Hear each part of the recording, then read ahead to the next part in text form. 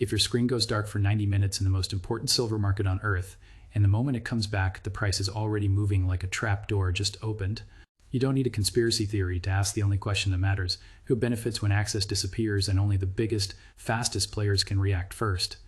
That's not drama, that's market structure. And today we're going to break down what just happened in silver using verifiable reporting, official exchange documents, and the one signal that paper trading can't fake: metal leaving the vault. Here's the clean timeline, stripped of emotion. Reuters reported that CME Group halted trading in its Globex metals and natural gas futures and options markets due to a technical issue, with natural gas reopening earlier and metals reopening later. CME said metals markets reopened at 1:45 p.m. CT after the halt began at 12:15 p.m. CT, and the statement included operational details about which types of orders would be canceled and which would remain working. That matters because when order handling changes, the book you think you're trading may not be the book that actually exists when the market restarts, and that can amplify gaps, slippage, and violent repricing. Now, I'm not here to tell you rigged is a slogan. Intent is hard to prove and easy to screen. What we can do is understand the mechanical effect of interruptions and guardrails in modern futures markets. CME itself explains how price limits, circuit breakers, and velocity logic are used to keep markets orderly during volatility, including the fact that metals use dynamic circuit breakers that can trigger temporary pauses when moves exceed a defined threshold within a rolling look-back window. Even if this specific event was labeled technical, the educational framework is still crucial because the result for traders is the same: a discontinuity in access, liquidity, and price discovery. So let's talk about what a halt does in real life. Liquidity evaporates, spreads widen, and the moment the market reopens, price has to catch up to everything that would have traded during the blackout. Except it doesn't catch up in a smooth line.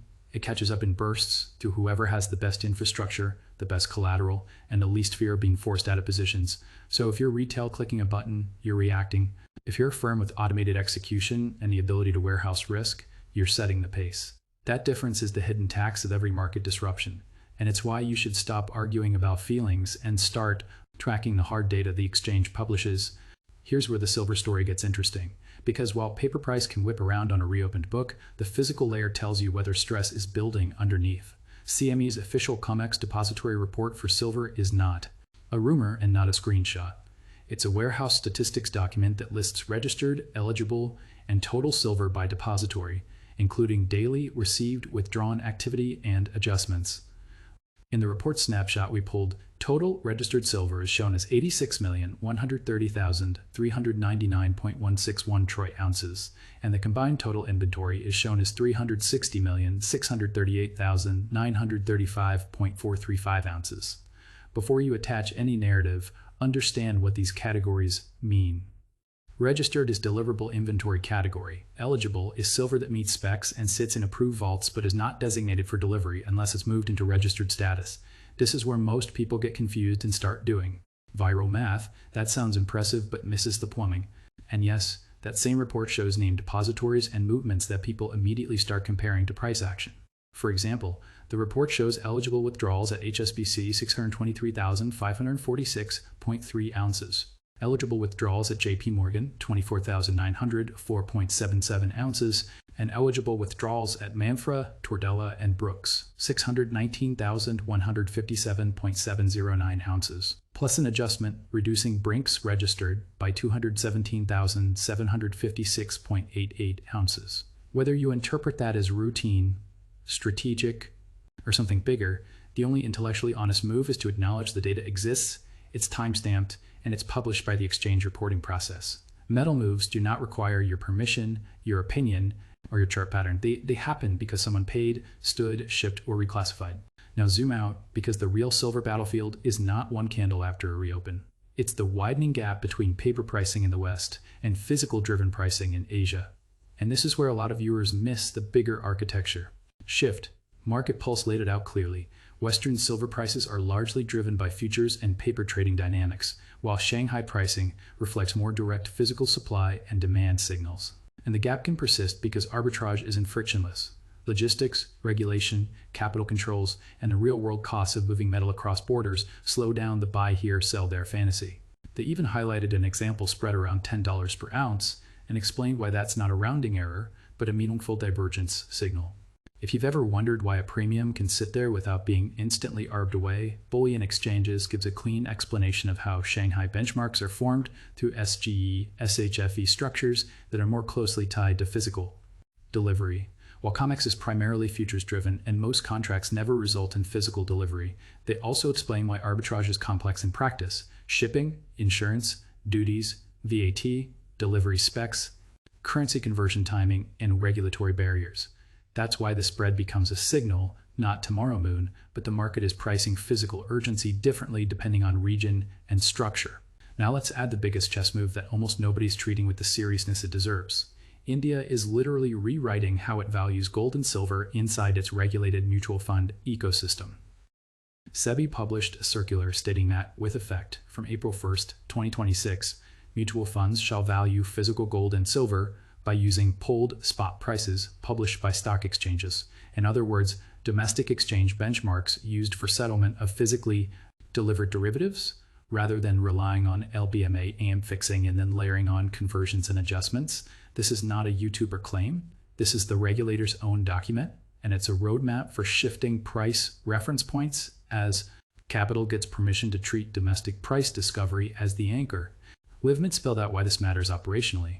The old method for gold and silver ETFs was based on LBMA AM fixing and then adjusted for metric and currency conversions, transportation, customs duty, taxes, levies, and a notional premium discount to arrive at domestic price.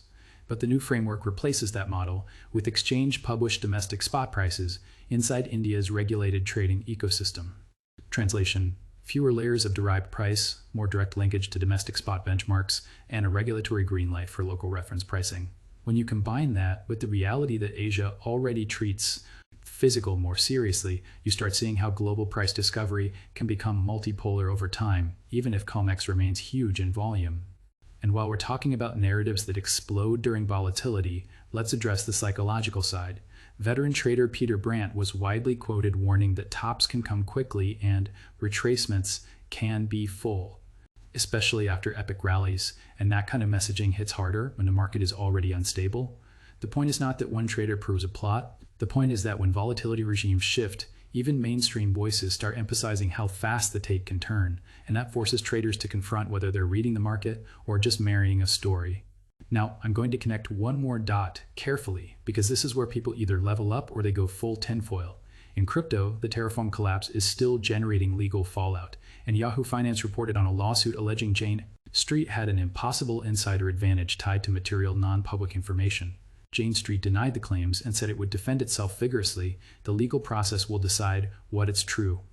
But the structural lesson is already visible. In stressed markets, information asymmetry and institutional speed can become the entire game, and retail often experiences the event as "I got trapped," while institutions experience it as "I got positioned." And that dynamic is not unique to crypto.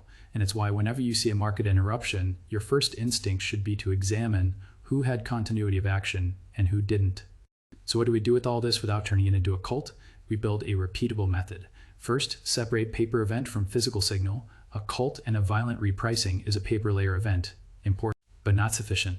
Physical signals are vault movements, persistent regional premiums, and regulatory shifts in benchmark valuation frameworks. Those develop over weeks and months, and they tend to outlast the emotional half-life of one trading day. That's why I keep pulling you back to documents. Reuters for the halt details, CME's own depository report for inventory categories and movements, and SEB circular for a structural benchmark change starting April 1st, 2026. Second, stop treating open interest as a meme and start treating it as a dashboard. If you want to track how positioning changes into key dates, use the official CME pages that publish volume and open interest data for silver futures. I'm not going to throw random numbers at you and call it proof, because precision matters. You can pull up the CME silver volume and open interest tools yourself, check the date, check the contract month, and then compare the change against what price did before, during, and after the disruption. And if you don't do that step, you're not analyzing, you're just repeating. Third, learn to read the tape without predicting the future. Here's a simple technique that works across metals, FX, futures, crypto, anything liquid. Mark a meaningful prior, low or high. Watch for a sweep through it, the market taking liquidity, then watch whether price reclaims the level and closes back above it with momentum. That's not a guarantee of direction, it's a description of behavior. The reason this matters is because In chaotic environmental, especially around halts, reopenings, and thin liquidity, price will often run stops first and ask questions later. Your job is not to be offended by that. Your job is to recognize it early and stop being the liquidity. Now, let's get practical about Shanghai premiums, because this is where the paper vs physical debate becomes measurable instead of emotional. When Market Pulse explains that Western prices are driven mainly by futures and paper trading, while Shanghai reflects physical supply and demand, and that logistical and regulatory barriers limit arbitrage, they're giving you a framework. A persistent premium can be a sign of tightness in one region and structural friction that prevents immediate equalization. That doesn't automatically mean the Western price must instantly jump. It means the global system is not one seamless pool. It's interconnected pools with gates, costs, and constraints. When you see repeated divergence, the question becomes, how long can paper pricing remain dominant if physical markets keep expressing a different clearing price?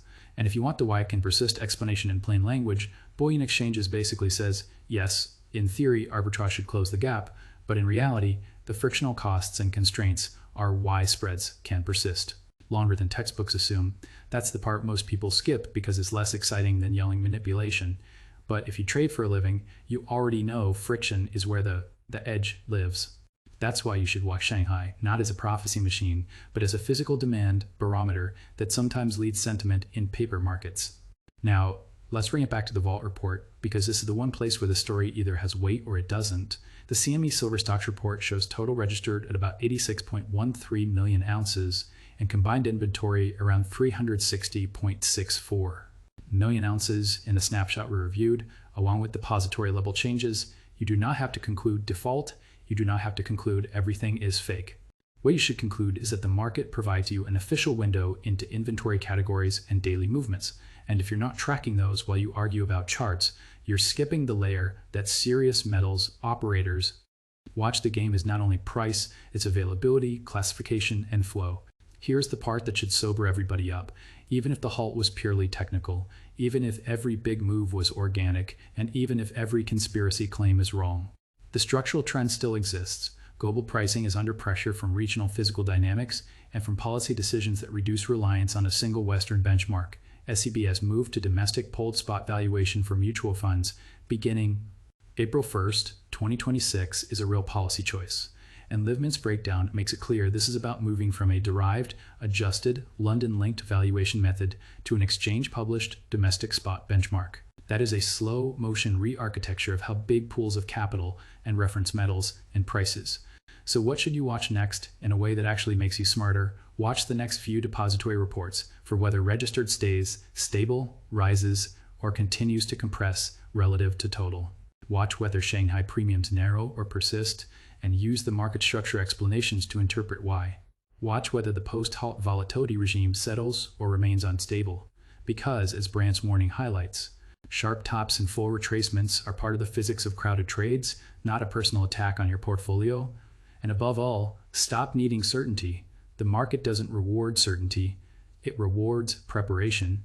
If you want extra context on how people are covering this halt event and its implications, here are a few relevant videos you can watch after this one. Not as proof, but as a way to compare interpretations, and then go back to the document yourself. CME halted all metals trading. Here's why tomorrow matters. Source and system exposed, 31,828 silver contracts traded while CME was halted. The data exposes everything. Source in a mainstream segment from Kitco News discussing the halt and volatility. Now, here's your assignment. Because passive watching turns you into exit liquidity, pull up the official CME Silver Stocks report, take a screenshot of total registered and combined inventory, and note the depository level changes. Then pull up the CME Silver volume and open interest page, and note how positioning evolves around key sessions. Then read the SCBI circular and underline the effective date and the benchmark shift. Then, and only then, come back to your chart and mark your key levels. Because levels are not magic, they're where orders cluster. So when you do that consistently, you stop being shocked by sweeps, you stop getting emotionally kidnapped by headlines, and you start trading the reality that actually exists, a world where paper price can gap on a restart, but physical demand, regional premiums, and regulatory benchmark shifts keep pushing the system toward a new equilibrium. This is education, not financial advice. And if you want part 2, comment data and I'll walk through a live example of how to read the depository report line by line so you can verify moves yourself instead of borrowing someone else's. Certainty.